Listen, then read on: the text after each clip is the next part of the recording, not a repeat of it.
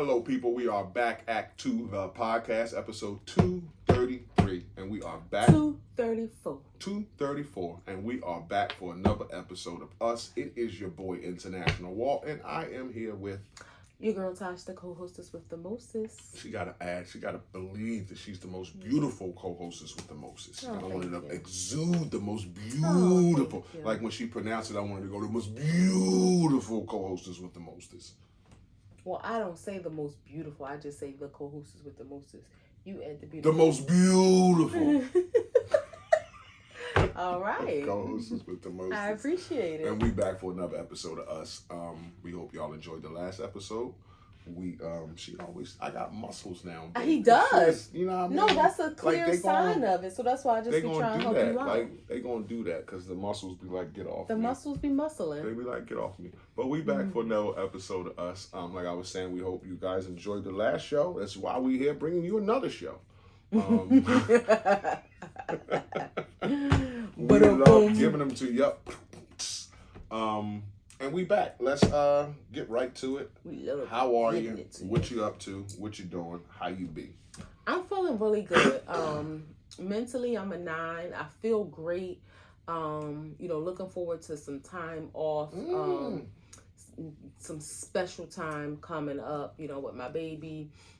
Just looking forward to that. But, other than that, all is well. You made it sound like sexy time when you said special time with my baby. Well, we don't need time off for that. I know. I'm just saying. People was like, they planning some sexy time. We can press pause and have sexy time. All right. Finances and 8. Thank you, God, for all of your blessings, for allowing us to be a blessing to others. We are extremely grateful. Work is a 9. Busy, just busy. But you know what? Work is challenging me in different ways, like not my actual job, but it's giving me different ways to think of how to handle certain situations. It's kind of like selfish, but not. Just finding different ways to help others develop, which also enhance my leadership skills. You know what I mean? So, I've been trying You're to only as good as the people around you. Yeah. Been trying to approach things a little differently when I realize and trying to identify people's, I don't like to say their strengths and weaknesses, but their strengths and areas of opportunity. And I accept the challenge. So yeah, work is a 9. And then physically I'm a 9. I feel good, we coming up on a holiday weekend, so we got a long weekend this week, which is going to be great. Get to sleep in a little bit, get to lay up with my boo. Get to have more time, more quality time, which is always a great thing.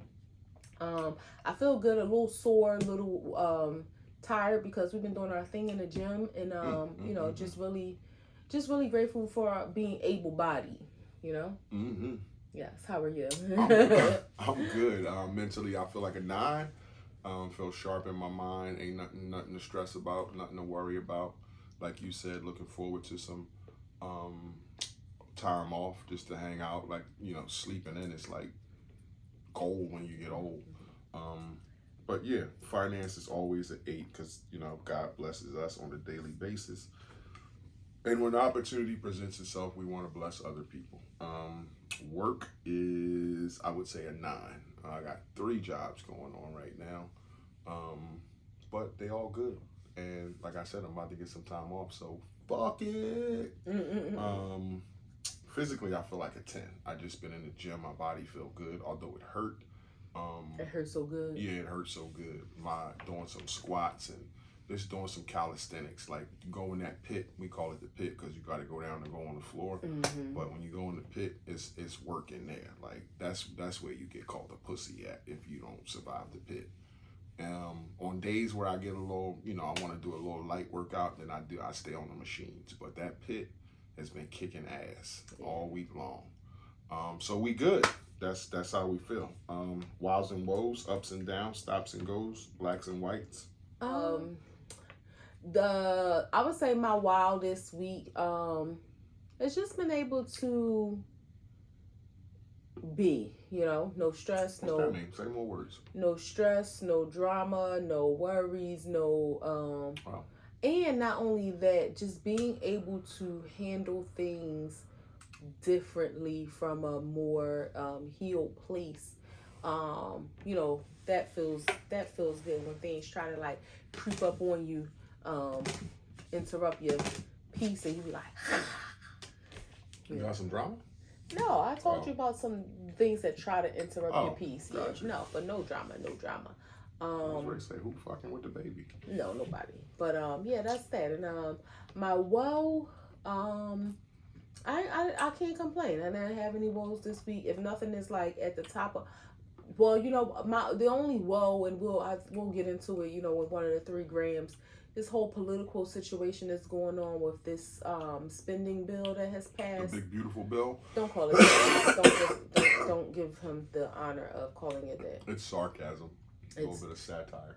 But it's the fact that the big, government even bill. allowed, like, you couldn't think of a more like professional thing to call a bill. It's Donald Trump, babe. This is the things you gotta learn to expect. He's been the president before. This is his second run. This shit ain't like new no more.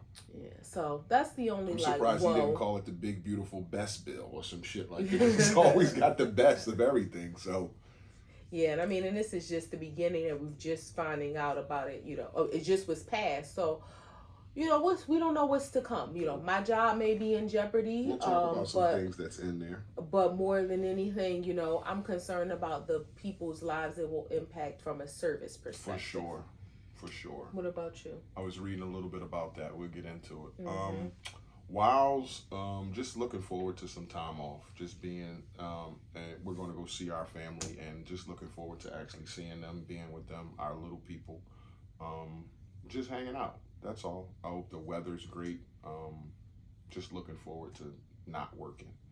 My woe is nothing stressing me, nothing concerning, nothing bad happening. So I'ma just knock on a little wood and keep it moving. Yeah.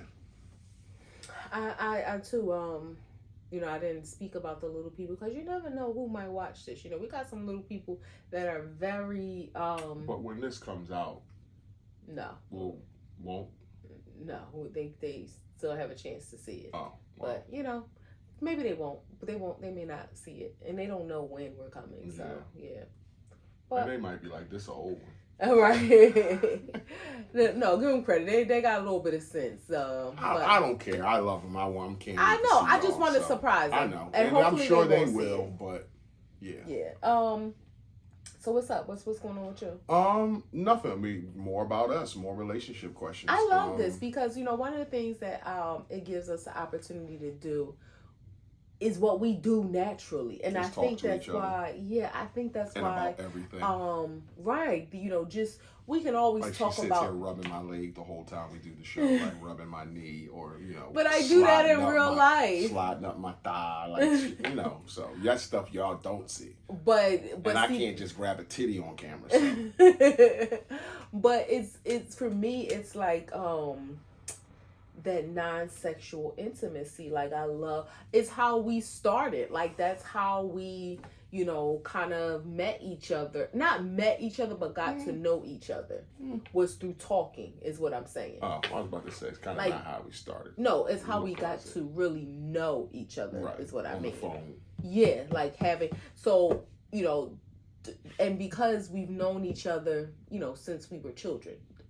My first vivid memory of you, my first memory was probably like 11-ish, but the first kind of non-direct contact was when I was 12, like we always say. That, not to cut you off, because that's a great segue to go into the question I want to ask you is, did we have first impressions? Right, so I was going the same place. Oh, I didn't know. So, and I think, so it's my first impression of you as a kid was that he's so fine. Like, he's so cute. Like, I mean, again, I was 12. Tell him when I was rocking, though. Tell him why. Like, you thought he had a box, and he had a tail, a blonde tail.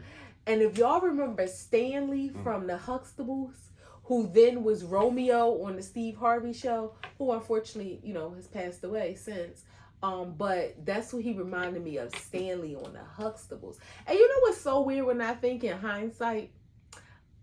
The relationship and the way that Bud liked Rudy was so cute. But I don't think I didn't like Bud because I wanted her to be with Stanley. I think because Stanley looked like you. Bud loved it though. Bud loved him some Rudy. Yeah. Oh my goodness, he ain't play about that girl. But she wanted Stanley, the bad boy, kinda. Really wasn't a bad boy on there. Just but loose. I wanted her to be with Stanley because he looked like you. So that was my first impression as a kid. Then, as we got older, I knew about some street activities that like you was involved in, and it kind of made me feel like, maybe he lost his way. It was like, all right, he too much of a bad boy. I wouldn't want to be involved in that. Not that you was checking for me, or I probably was like 15 at that time. You were grown, so it wasn't like you was checking for me. So I'll say, as an adult, what kind of nurture our relationship was our love for conversation and to talk to each other. So with that, my first impression of you was, he got some sense. Like, he, knows how to hold a conversation. Like, yeah, he from the street, he from the hood, but he has a vocabulary. We used to be on the phone, phone for hours talking, and that was like the thing that really drew me in. Like, oh, I look forward to talking to him. Was I funny? I think you could be, but I think you were more serious and introspective than funny. That's what I was asking. Like, at that time, I don't think you showed much of a sense of humor. I think you were just more. I think it was more intellect and more of a different perspective. More. I don't want to say educational, but informative. We talked about some. I think too, it was a surprise about some of the things that you enjoyed that. Stereotyping hood niggas, you don't know that they like to watch Emeril Lagasse, the cooking show. You don't know that they like to watch Oprah, that they like to watch Boy Meets World, and he had a crush on Topanga. Like, those the things that you don't expect. But, I love the Wonder Years. The Wonder Years and Boy Meets World. Yeah. So, I mean, that was just those things that kind of drew me in. It was like, oh, like, in my mind, I thought to myself, this like, nigga ain't DMX. He's an intelligent hood nigga. That's what was like. So if I had to put a label on my first impression once I got to, like, know you, or once I started getting to know you, that's what it was. What about you? My first impression was, well, from afar, I had thought that you might have went to the other side. From far. So I kind of thought, like, maybe this ain't the Tosh that I know from growing up.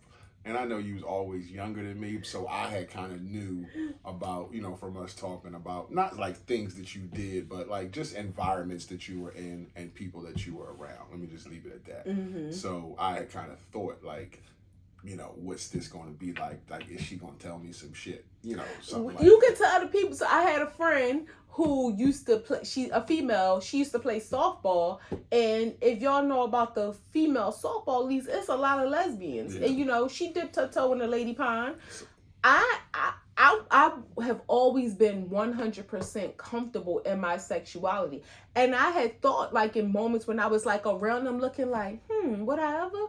And quickly knew, like, nah, like, that was just never something that my coochie ain't never twinkle about it. Are you okay with me saying that? Mm-hmm. My coochie ain't never twinkle about being around none of them. And actually, that was kind of the reason why we started calling each other sisters, because, you go around a bunch of lesbians and you like, yeah, this is my girlfriend Tasha.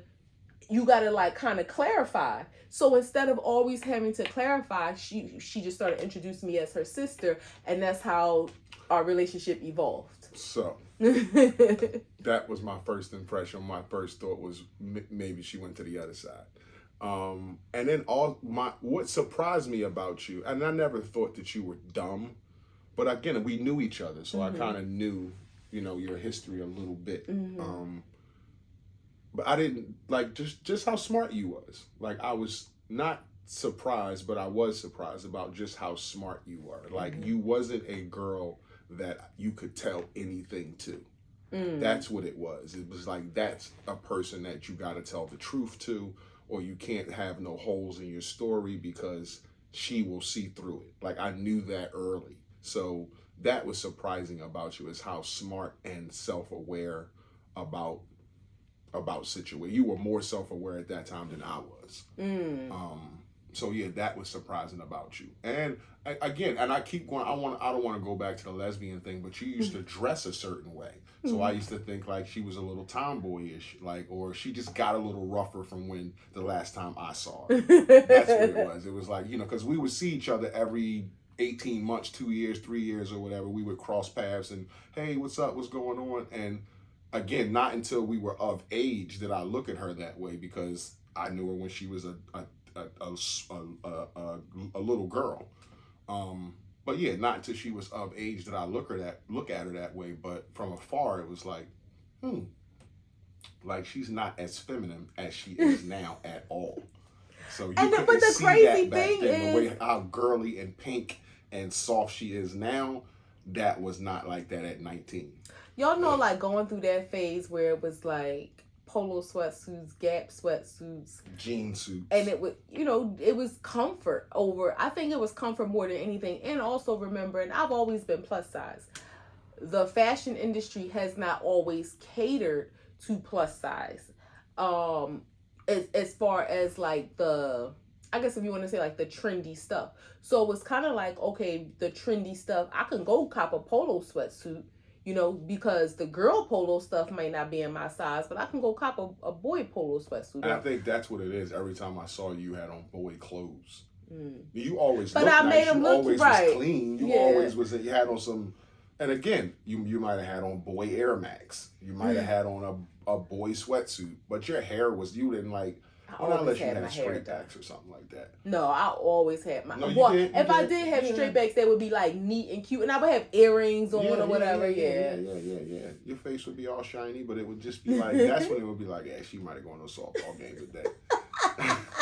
So you gotta look the part, you know. That is hilarious. Yeah. That's hilarious. You gotta look the part. That's crazy. Wait, let me ask you, because you did believe that for a long time. When did you finally believe me that, like, no, like that was, because I would say probably the first 5 years, you always kind of circle back to that, like, did you? It was like when I knew, like, okay, she liked my dick. Like, like that's what she likes. She don't like nothing else. Like, so when I realized, like, all right, she like my dick, like, I'm good to go. You are good. Crazy. You are crazy. That's when I got the thought out my mind, like, all right, we good now. Okay. Like, I feel like she want me and nobody but me. Okay. What's the silliest thing we've ever done together? Wow. Trying to buy weed in Mexico. Like, no, that can't be our story for everything, no, right? Some people would label it silly, but yeah, like, what was wrong with y'all? Why would y'all do that? The silliest thing we've ever done together, I mean, we have so many memories together. Like, right off the top of my head, let me go first. I would think Ambler laying in the bed around 1 o'clock, 2 o'clock in the morning, and laughing for 2 hours straight about nothing. But it got to the point where we couldn't stop laughing because we were laughing. I was laughing at her, she was laughing at me. She was laughing that I was laughing that she was laughing. So we were laughing with each other and at each other for like at least 90 minutes straight. Yeah. And the next morning, ribs hurting, stomach hurting, and could not remember or even think, like, what was we laughing? How did we start laughing? We kind of just looked at each other and laughed, and it turned into another laugh, and then it turned into another laugh, and we just sat there and giggled like a motherfucker. I've never laughed like that at anything. No, not before or since. Even things of substance, I haven't laughed like that at. And this was of no substance at all. It was just pure laughter. Just glee. Yeah. So that would be mine. I would say when you let me give you Zerberts. Oh, Jesus Christ. Yeah, y'all know what Zerberts is, right? Sure they do. Yes, from the Cosby Show, right? And I love, like, if he's laying down, or sometimes if he's just sitting down and I just lift up his shirt and I give him Zerberts all over his belly. That is pretty silly. Until he can't take it anymore. He starts to get a little too much. Walter's getting irritated. Yes. What I want to say here, what you sit here and rub my leg and it creates a sense of intimacy. Mm-hmm. What's your go-to song for being romantic, for a romantic moment? Wow, my go-to song. So first I thought go-to artist, and Sade immediately popped in my head. She has so many. Cause a romantic song doesn't automatically equate to like a sex song, cause it can get dirty, you know. So something from Sade. Yeah, I would say Sade. Lovers Rock, Cherish the Day, Sweetest Taboo. Like if we in the car riding at night, it's dark, crack the window a little bit, have some Sade blasting. I literally feel like I smoked the joint. And I ain't smoked the joint in 20 years. That'll get it done. Yeah. That'll get it done. I would say John Legend. Yeah, Our Wedding Song. I know that's going to get it done. So high. Yeah, So High. But I don't think it's going to get it done because you're going to, like... It's going to get it done. But you're going to cry first. Well, so? But, okay, that was our first dance song. What about This Is Why I Love You? That was major. Yeah. I mean, that'll get it done too, but I would go to John Legend because I know that's going to get it done. What won't get it done? What won't get it done? No, I'm joking. Well, yeah, what won't get it done? What song would come on? Like, I know for me, A. Marie, Why Don't We Just Fall in Love? Which my good sis Shanique last night told me that I have to, grow up and get over me not liking that song. And the reason why from 20 plus years ago. But if that song come on, it's an immediate change to channel. What's a song for you that's an immediate change to channel? It's an immediate change to channel. Our R&B song that's an immediate change to channel. Like supposed to be like a, romantic bop, but nah, I gotta think that about for you that. It's like, nah, turn that off. I can't get with that. Be something from, but I don't Poison. I don't know. Like some shit from Belle Biv DeVoe or something. Oh wow. Yeah. Okay, I never thought of them as more, but I guess they more R&B hip hop. I mean, When Will I See You Smile Again is alright, but I don't think you're gonna get it done with that. No, that ain't getting it done. Yeah. That's because I know I messed up, baby. Yeah, you're not gonna get it done with that. Yeah. Anything Keep Sweat, you're not getting it done. Make It Last Forever. All that child shit. Nah, you ain't gonna get it done with that. They're gonna pack you up with that. What are some misconceptions we faced as a black couple? Misconceptions that we had or that like we faced from others? We faced from others.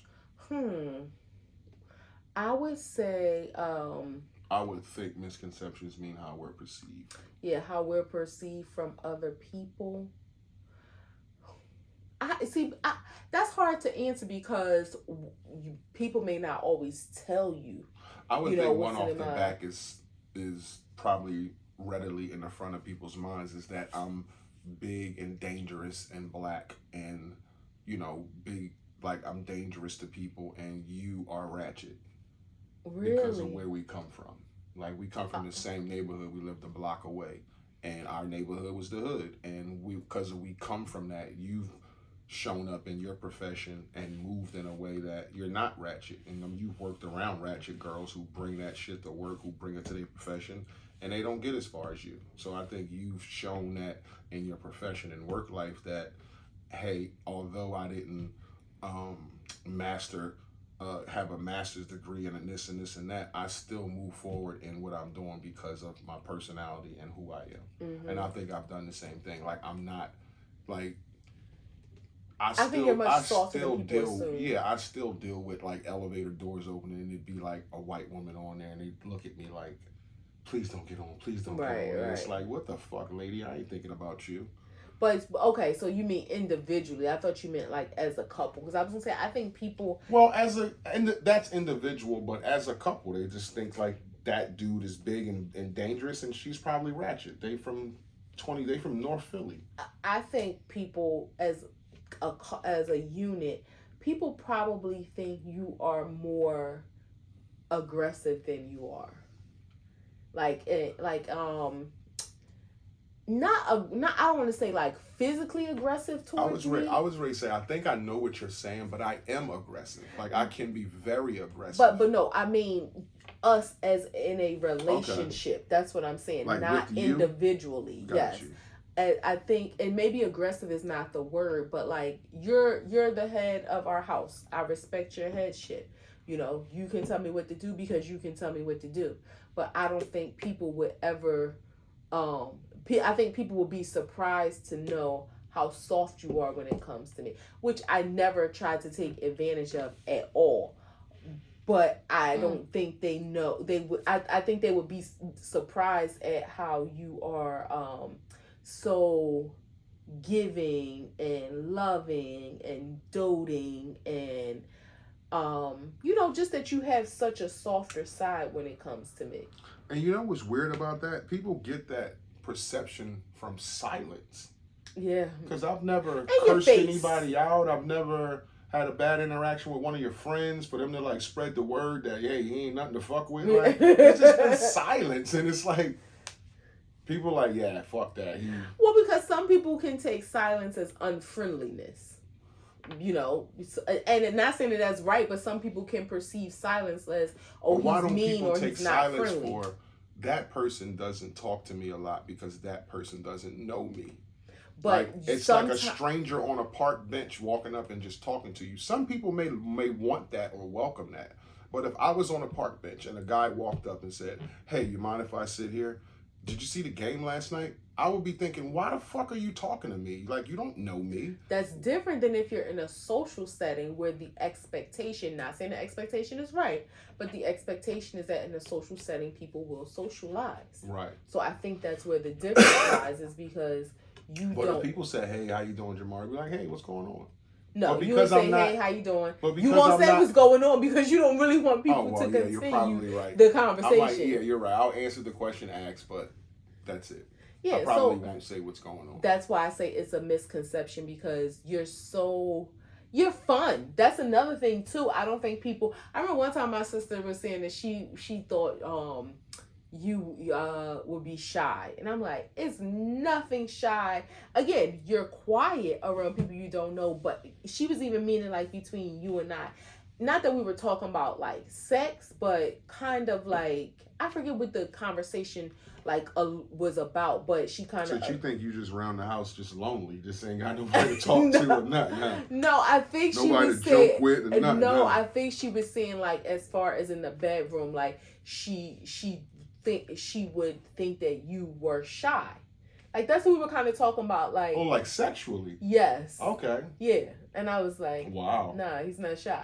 Like, but again, I think your quietness can be misperceived in a million different ways. Like, because when you're quiet, you leave it up to people's interpretation because they don't get to know, so they make up their own story. My thing is, why is it mainly negative? I don't want to say always because it's not, but more often than not, it's negative. People will make up a perception that, oh, that person don't want to be bothered, that person is mean, or that person don't. They start to put like a label on you, like they awkward or they're socially fucked up. I think because of social norms, that's what people are used to. People are used to people being social, but the sad part is there are a lot of people who give off as if they're social and they don't really want to because they give into those social norms. What about the Gary Coopers, like the strong silent type? Like, what about the real men that used to be? Like, what's wrong with that? I have no idea who Gary Cooper is. He was an actor. old back in the day. Like I was trying to, like a John Wayne type of strong-sided type. Like we used to say that about our grandfathers, like not a man of many words. Your grandfather was not a man of many at words, all. but I'm sure he was. You loved him. He was loving. He was doting. He was talkative to you when it was time to talk to you, but he wasn't talking to you like your grandmother would talk to you, because that's women stuff. Right, but it's different when you talk about somebody's grandparent than you talk about somebody's kind of peer. You know what I mean? Like somebody who you're kind of, even though we're older than, you know, like I'm just thinking about like my sister and her friends. We're older than them, but again, we ain't like mom and pop showing up. I'm a fun dude, y'all. You are. Know, like, that's why we said that's why we said misconceptions. We have a ton of fun together. And the crazy thing is too, one person's idea of fun could be completely different than another person's. I just don't be knowing people. I don't. And people got to be around for a while for me to, you know, all these interchangeable people. Like I always been like that. Like, who your friend? When you're like a year? What are you talking about? Like, you making no, you know I do not just label people as a friend. Like I'm speaking early in our relationship. Okay. Like not now in this season, but I remember I used to tell you that a few times. Like even if you really wanted me to accept somebody, it was like no, like on purpose. Like, I don't know like give it a little bit more time. Yeah, I don't know though. What's our strengths as a couple and our weaknesses? Give me two of our strengths and two of our weaknesses. I don't like to say weaknesses. I like to say areas of opportunity. For the sake of conversation. Okay, but I'm just saying I can still give you two strengths and two areas that we have an opportunity to improve upon. Okay. Maybe you don't. Okay, you can use whatever synonym you want. Yes. But we're weak in that area. It's as oddly enough as it is to say, because I probably would not have said this like 2 years ago. I think communication is one of our strengths, like our ability. And let me land. Okay. I think communication is one of them. I think honesty also is another one of our strengths, because we will tell each other the honest truth, even if it isn't the pretty truth. If it's something that we think the other person needs to hear, so I think that is something that I think that stems from our friendship too. Like we gonna keep it real with each other, and in a loving way, but we gonna keep it real. Now, I would agree with that. That I was just about to say, like in the past 3 years, our communication has been better than it has been in our entire relationship. So I would agree with. I mean, not that it can't be better. There's, like you said, room for working, so we can put communication in both piles. I was definitely gonna say our areas of opportunity. I do think also communication in times of conflict. You know, being able to set aside our emotions and to have that emotionally intelligent communication. So I think that's an area of opportunity. And then I think another would be how can I say this? Just say it. But it's not really a thing, but I'll just say it and you will know what I mean. Like vacation calendar management. Like we talk about and we know what we want to do, but we haven't got to that place where we we get to the place where when we need time off, it's like we have to, because it's like, all right, it's been so long. Like instead of having those moments of recharge where where the battery ain't red. Like we don't never let it completely die, but we never. I'm not gonna say never. We do let the tank get on. Yeah, we do let the tank get on. We let the fuel sign come on. I don't ever feel like I'm in the red, but right. I do we feel let like the tank the blinker comes on. Yeah, we it's don't. telling me to get gas. Exactly. Instead of when it's like, we gotta have tank, we good, but we still can, get some enjoyment. So I think that's where like better life vacation calendar management and being intentional about that. Yeah. Because we both want it. It's just a matter of doing it. And we both live a lifestyle where she buys what she wants and I kind of buy what I want. So we both would have to make some sacrifices at times. To come like we just was talking about, coming together for one common goal. Yeah. My area of improvement would be communication right off the bat, even though we are better with communication in the last 3 years than we were in our whole entire relationship. So let me just put that on the table. So communication would be a area that we're good in and can get better in. I think our strengths, another one of our strengths is to how self-aware we are now, individually. Like, I think that you know how to process your feelings a whole lot better. You're not, you don't get lost in them like you used to. You know how to articulate them very well, and you know exactly what to ask for to, subdue your feelings. So you know how to communicate that well. So I think we're good in that area. One more area that we can improve in would be sometimes our banter can get a little bit out of control. Like, sometimes it could be fun, and then sometimes it could be annoying. It's like when as kids, they tell kids don't play fight because you're gonna end up real fighting. Yeah. And sometimes I want to joke with you all day long, and then sometimes I want to love on you, and I don't want to joke with you. Sometimes I want to talk to you, and I don't want the quick hitter jokes and all that kind of stuff. Like, sometimes I'm being serious and she's joking, or sometimes she's being serious and I'm joking, and it creates a bit of contention. And we got to sort that out. So I think that's... We play too much sometimes. Yeah. Yeah. a little bit. Yeah. A little bit. What's your relationship, well, I would say ours, but what would be your take on our relationship goals for the next 5 years? Not life goals, relationship goals. So I'm not talking about owning something or buying something, but relationship goals. Where do you see us in the next 5 years? I would love, and it's weird to think because I don't even know what it looks like.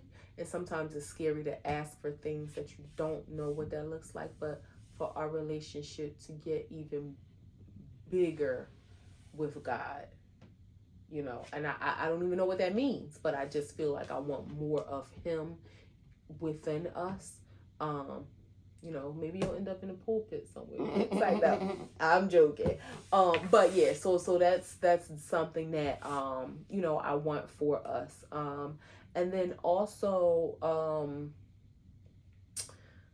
just to continue to be even, which I have made a conscious effort, or am making a conscious effort, but I want to be better at it, continuing to spend our time together, have fun. Like, life is short and unexpected, and you just don't know what the next moment holds. And like, it sounds so cliche, but it really is important. Like, really being intentional about whatever it is that's going on, to make sure that we prioritize each other.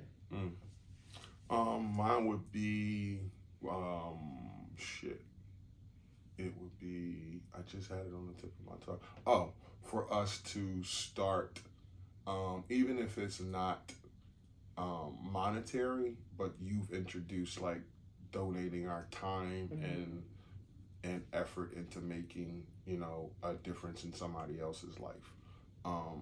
So I would hope in 5 years that we are doing more of that, or if we're in a position to do so financially, whether it be buying groceries for somebody or food for somebody, whatever it is, or just giving back, a day of your time, then I would hope that we're in like a rhythm of that in the next 5 years.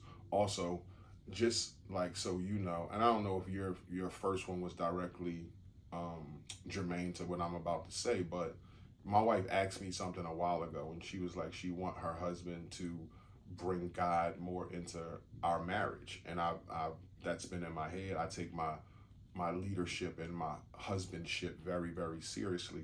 And that's always been a thought in my head. So I kind of want to pray more and be like, again, I don't want to be a Bible thumper. I don't want to be in church, but I do want to incorporate and be what she asked me to be. Not like I'm striving to be something she wants, but I just want to be to a point where she's like, okay, I don't have to ask for that anymore. Like I'm fulfilled with that. Like he's doing what enough. So I would hope that that's where we are. Yeah, and I appreciate you giving me the space to because even when I asked you that, I would say, like, I don't even know what it looks like, but it's just something that I feel that I want for me and for us. And you were very open as well and saying, like, I don't know what it looks like either, but just let me know what you need. And that's why I say, and I have noticed steps, because it will happen organically, spiritually, naturally. I don't expect you to be like, all right, I signed us up for a Bible study next week. Like, no, that wouldn't even be natural. But I do find myself listening to more gospel songs. I don't know what that's going to do. Maybe hearing more information, like just hearing more or being more close to it will spark something in me, an interest in me that make me want to read about something or share something with you I don't know what it looks like, but I know that I'm going to put effort into it. I'm very intentional in sending you the Bible verse and prayer that I read every morning. So God got us. I appreciate that. I do feel like in the past when we were angry at each other and you would take that from me, I would feel like I'm not protected. And it would be like, or I would also feel like, damn, she don't want me to be protected today.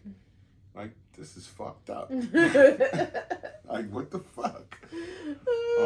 3 grams? Yep. Diddy not guilty. Trial started May 5th. Got a not guilty verdict yesterday. And he guilty on prostitution, transportation to prostitute, which carries a maximum of parole or probation. The guy's been in jail for 27 months already, and they denied him bail. 27 months, I really? think it's been 27 months, yeah. Oh, wow. I think. Okay. I think that's what I read. 2 years he's been in jail? Yeah, I think he's almost done 2 years or something, or a little bit over 2 years. Oh, wow. What was I about to say? You made me lose I'm my sorry. train of thought. You said he would maybe get time. He was supposed to. You would think if you're found not guilty, you'll be released. But especially if all that time you sat, but they denied him bail and said he got to stay in jail till October the 4th or the 5th until sentencing. Yeah. And then who knows what that'll be. I mean, you would think it would be time served. Like, I'm almost up to 2 years. I would think so. What was the other charge? Oh, or was the same thing, but for both, for 2 different people. Yeah, for Cassie and then Jane Doe. So it was only the transportation for prostitution was only the thing he was guilty on. Yeah, I mean, the thing is this, right? And there's some duplicity here, because we know that in cases of abuse, there are valid reasons why women or men who are abused don't immediately come forward. Whether it's sexual abuse, physical violence, there's reasons why people don't come forward. But this is one of those examples, because he wasn't on trial for domestic violence, right? Everybody's seen the tape. We've seen what he did to Cassie. That's what he should have been locked up for, when that situation or other situation, because that was just one that we seen, right? So that's what he should have been on trial for domestic violence, because he's very guilty of that. We've seen it. But and this is why I say there's duplicity, because you don't want to guilt women or make them feel like they're at fault for not telling, because again, there's fear, there's all kinds of reasons why they don't. But now we see when you don't, then people can't get in trouble for what they did. And I think people were so reliant on seeing that video and thinking like, oh, but that's not what he was on trial for, and all of the other things too that come into play. It's no matter what they tell jurors are humans, and there's so much subjectivity when it comes to asking these 12 strangers to make a decision about something they don't have any kind of legal, training, or they have what the judge told them at the beginning. They ask questions, the judge comes back and give them, some feedback and responses. They're just going with what they think is right, which I think is a horrible thing to do. You should have lawyers that are required to be jurors. Mm-hmm. You shouldn't have everyday people. I don't want somebody's life to be in my hand. How can I not allow my emotions to be a factor? Or how could I not like the fact that we've been here too long, I'm ready to go. Like, I'm gonna agree with whatever y'all say. Like, there's different reasons that people make a decision or don't make a decision. I don't think that the jury system, I think is flawed. But needless to say, this is one of those situations where we know the things that he is guilty of, but that's just not what he was on trial for. And this goes to show, being a freak and having nasty parties and doing all this stuff, while it might, be looked at sideways, it's proven that it wasn't a crime. No, it wasn't. He was just nasty as a motherfucker. And there's a reason why. There's a thing. Acknowledge two things. People are sexually assaulted. It's a reason why they don't tell. In this case, it has come out that the reason why she didn't tell is because eventually she wanted the money. She tried to extort him with a book first, all this other shit, and then eventually was paid $30-40 million. So it's like, I'd rather take that than have you go to jail for what you did, because I didn't go press charges. I didn't go do any of that shit. I waited until I can do a civil suit or whatever that is. You think that was her thought from the beginning? No, that's why I said let me acknowledge when people get sexually assaulted. I'm acknowledging, like, there's people that don't tell because they're scared and all that kind of stuff. But it's like, if you're scared, how, like, it's like, okay, you can say all this stuff and we have to respect it, that you were sexually assaulted, you were scared and all this stuff. But we also can't blindly not look at your participation in it. You kept coming back. You was away for 2 years messing with other guys. I would think that's enough time to have your head clear, not be in any type of Stockholm syndrome, and be away fucking other guys, having another life, and then you come back again. So those kind of things you just can't ignore, as far as like, like your part you played in it.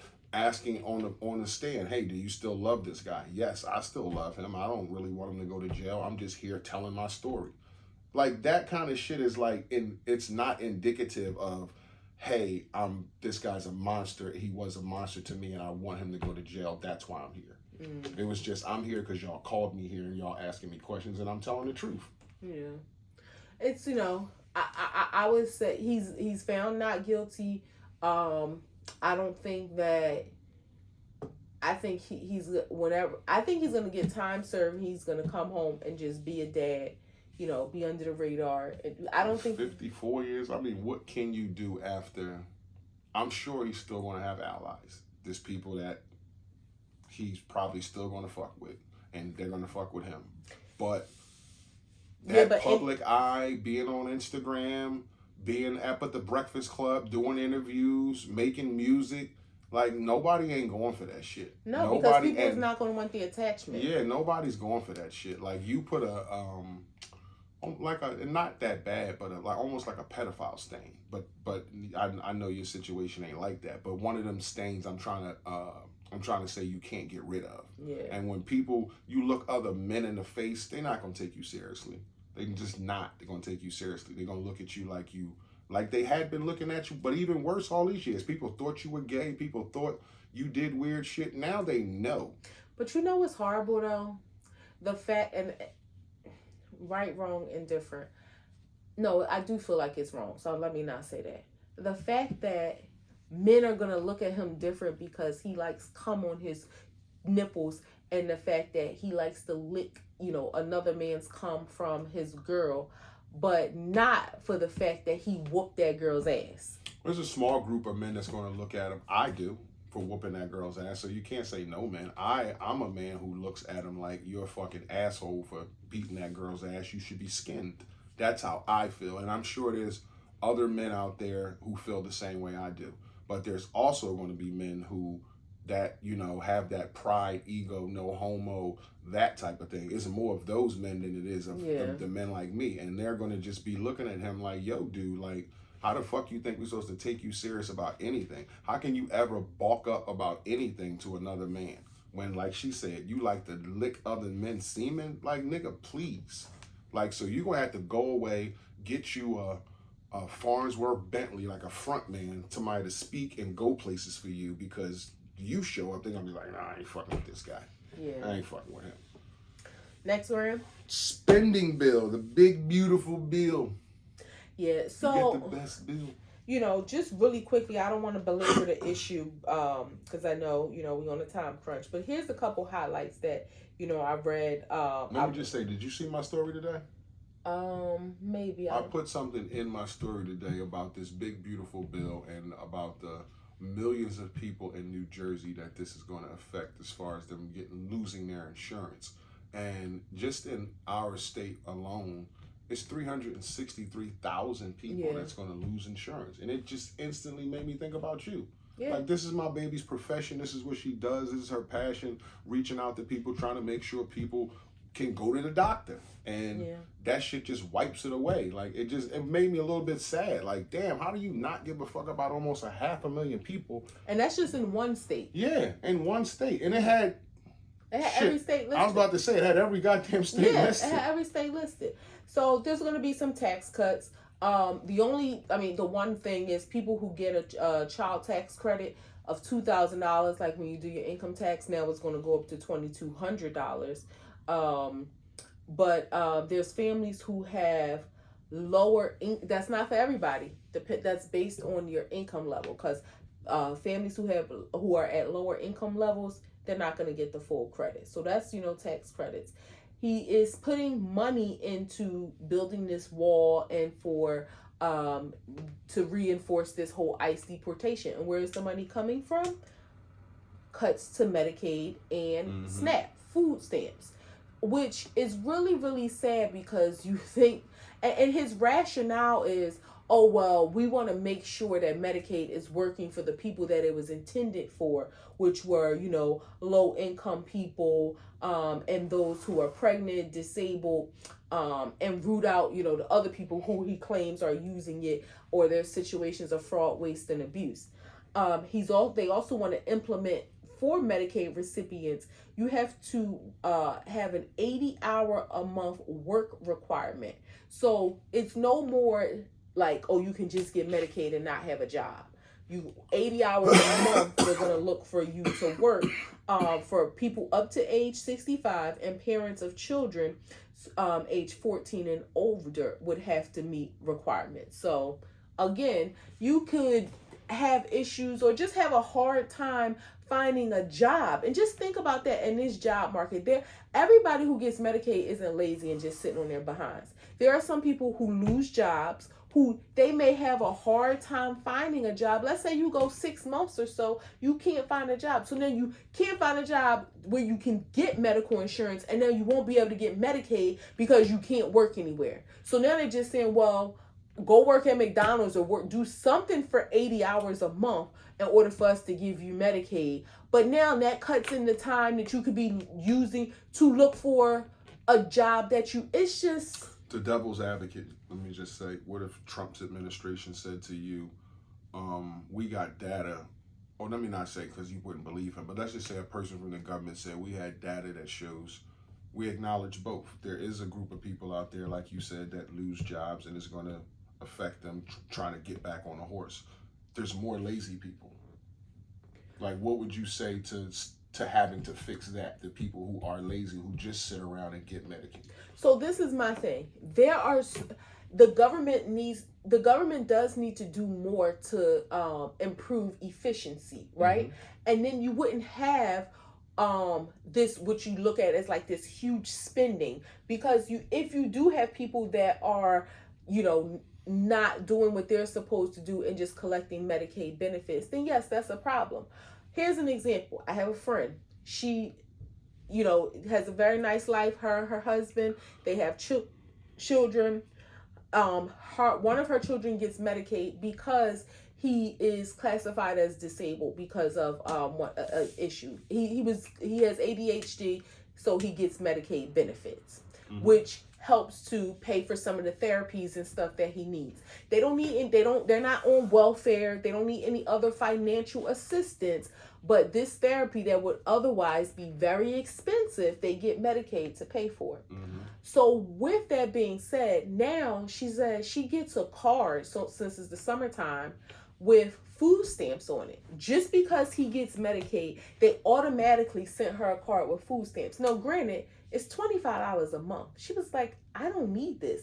And y'all have all my income information, like because of the kid getting Medicaid. So why would you think, even though it's only $25 a month, why would you think I need this? Why would you not allocate this to somebody else? But so just multiply her by however many, because that's the thing. I work with so many families who are working families, like parents who are professionals. They have children that are very sickly, very ill, and they get Medicaid to subsidize to help pay for their treatments. That doesn't mean they need food stamps. That doesn't mean they need cash assistance. They just need some additional help with medical insurance. So the government needs to stop with the Medicaid as a package deal. Exactly. So like you need Medicaid here, you get the whole bundle. Exactly. So there are shit. some things that they can do to improve efficiency before they just decide, oh, we're just going to cut it for all these millions of people who really, really need it. So the Medicaid thing, it's a horrible thing.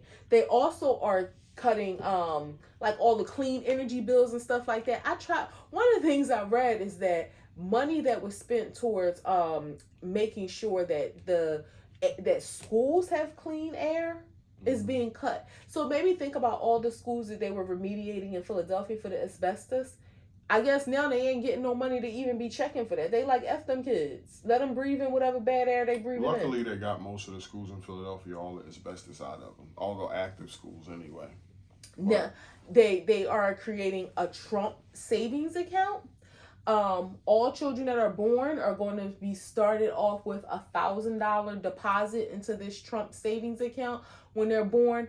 I don't know how it works. I don't know if you can add money to it, if it grows interest over time, but every kid that's born will be given a one-time $1,000 deposit into this Trump savings account.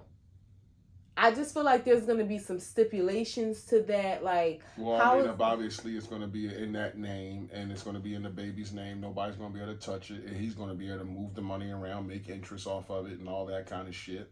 Have access to it to do what he wants. And who knows how it's going to end up, whether you'll be able to pull from it at a later date. What's the situation with the birthright thing? I've been hearing about that, and I think he suspended the birthright citizenship. The birthright citizenship thing. That part. And I'm hearing like ICE has some people born here in America locked up in places now. Yeah, well, I have heard that. Like, I don't know, like they not just grabbing anybody. I'm not saying that, but they have some people who were born, and I don't know if these people didn't have IDs or were tied to women that were Latino, whatever. But they have some like American people locked up in detention centers. Yeah, so I'm not sure the details, and I don't want to spend too much time reading it. But the thing about birthright citizenship is that's constitutional, and we do know. And let me just say, we do know that there are women, families who migrate to the U.S. specifically to have children here, so that their children have that birthright citizenship, saying, okay, you were born here, you're considered a U.S. citizen. But let's not get it twisted. They're doing it so that their kids can have a better life. It's not like, and it ain't like they want to come here, have their babies and then immediately go on welfare. They want to work. They want to get jobs. They want to make money. They just want opportunity. And I know people say, well, they need to go about it the right way. Let's also acknowledge the right way is expensive. So not everybody has money to pay for lawyers to go through the green card process and all of that. So it's not like all of these immigrants are coming here just to take advantage of the system. Yes, they may come here, have their babies, so then their babies are citizens. They have an opportunity to go to school, get educations. Why do you think there's so many parents that when ICE is coming, they leave their kids, which sound cruel, but they know, you know what, if they deport me back and my kid is still here in the U.S., in their minds, they're thinking, even if my kid goes into, DIFUS or the, wherever at CPS in the system, if my kid is in the U.S., they'll have a better chance than if they're in Guatemala. In closing, just playing devil's advocate again. What's the fix? What's the right way? Because you can't just say, hey, just because you're trying to do the right thing, you should get a pass. We should turn a blind eye. So you should be able to go into every country legally, like we do. With passports, we go into other countries legally. People should come here. I understand that they want a better life. Nobody's denying that, but what's wrong with doing it the right way? You can't just say, oh, it's expensive, so do it the wrong way. Oh, it's this, so you can't do it that way. Like, what's the fix to it? Because, like, okay, I think you should be able to file some paperwork, wait for the time limit, do what you got to do, and come here. So nobody can ever bother you again. But if you do it the wrong way, eventually you may get caught. You may get caught up in a traffic stop or something that, like, I lived that life being a fugitive, and every little thing I gained over time, I was so afraid of losing it. If I got into an altercation or I was somewhere and I had police contact, like, what's the fix if you don't do it the right way? So there is an issue that may need to be remediated. Look after the people who are criminals only, because although they're saying that, that's not what they're doing. We saw the video where they bust out the lady window. She was in the car with her daughter. That lady wasn't a criminal. We've seen stories of them. But she wasn't a criminal, but she broke a crime to get here. But what I'm saying, she's not here committing crimes. No. So while I understand the problem may need to be remediated, stop more people from just flooding in. Those that are here illegally, that are committing crimes while here, find them, send them back to where they need to be for whatever punishment. But don't go disrupting somebody's life who's been here 35 years, paying taxes, being a contributing member of society, and it's like, okay, we're just going to swoop up. Like, yeah, you got to have a human element to it, to where those people that have been doing that and being here for 30 years and paying taxes and doing all that stuff and haven't been any police contact or trouble, there should be some maybe help them with the process and a way for them to get processed. You're absolutely right. You shouldn't just throw them out of here. But I also understand, like, once you come over here illegally, you've already broken the law. You've broken the law, but you're not here. You're not here to break the law, but you can't just skip over, I broke the law to get there. So that I'm in trouble already as soon as I walk in because I'm doing it the wrong way. So I'm already in trouble. That's what I'm saying. It's not, I could get here and have a 30-year run of niceness and beautiful kids and family and all that. I still did I broke a law to get here. Yeah, I mean, I just think that there should be some consideration for those situations where they aren't breaking the law. They're here being... So that should be taken off the books. Like, that's what I'm saying. What do? You can't take off the books to say if you come here illegally, that's not a law you broke now. Because everybody will come illegally. Right. I'm not saying that's not a law. I'm saying you're not here continuing to commit crimes. Right. You're not here in gangs. You're not here selling drugs. You're not here doing illegal things. Yes, your action to get you here may have been illegal, but now you've been a contributing member of society. And we're again, in agreement with those about, people should be treated differently than if you have a 20 or a 30-year run being here and you made a family here and you haven't been in trouble. You should be treated differently. You talking about sending a 60-year-old lady who's been here for 40 years back to a country where she probably knows nobody, or all the people that she knew are maybe deceased. What about the single guy that washes dishes at a restaurant that's been here a year and he came here illegally? Like, he crossed the border illegally, did some illegal shit to get here, paid his coyotes and all that shit. Like, what's the line to say, okay, you've been here for 30 years and ain't been in no trouble. You've been here for a year, so you freshly crossed the border, which is a crime. So what do we do about you? I think right now... Do we just send you back? I think right now that shouldn't be the focus. I think if people are here, because they're rounding people up with You've been here for 20 years, you've been here for a year, you've been here for 4 years, you've been here for 8. Like, they're if you rounding up close everybody. the borders to stop the influx of so many people coming in, and then you focus on the people that are here committing crimes, right? Like, I get think those that people out first. yes, and get the people with the long runs in the process. Exactly. Like, that gives you enough to do without even a man who's been here. Considered a long run. Even a man who's been here for a year, if he's not committing a crime, he shouldn't be at the top of your list. Got you. You know what I mean? So that's what I don't think he should be at your top of the list of things to do. And just so we're clear, I'm on her side. This is what she does for a living. I'm just playing devil's advocate to create conversation. Don't look like he voted for Trump. Like, I did not. But the big bill. Yeah. So I wanted to talk about, I'm not usually up on like the scene and what's going on in the music industry and stuff. And this is slightly related to the music industry. Last Gram. So Mellow Bucks is a rapper, a female from Chicago. She had a album release party, and outside the party, this is sad. Somebody drove by. They did a drive-by. 4 of her loved ones, looking at like the story, I think, one was her boyfriend, obviously. And I think the one she called sister, I don't know if it was really her sister or just like a close friend. And then 2 other girlfriends, all killed. And it just makes you think, and I don't know the age of, these people look like they were like in their 20s or so. I don't know the age of the shooters. But it just makes you think like, what the heck is wrong with people that, I know we grew up, in the 80s, 90s hearing about drive-bys in Compton. And I know this isn't like, oh my God, like a one-off thing. Drive-bys happen, unfortunately. But to think in a celebratory moment that somebody would decide this is the moment to get, whatever payback for whomever. And I don't think these young ladies, I don't know her boyfriend, I don't know any of these people, never heard of the rapper until I saw this story.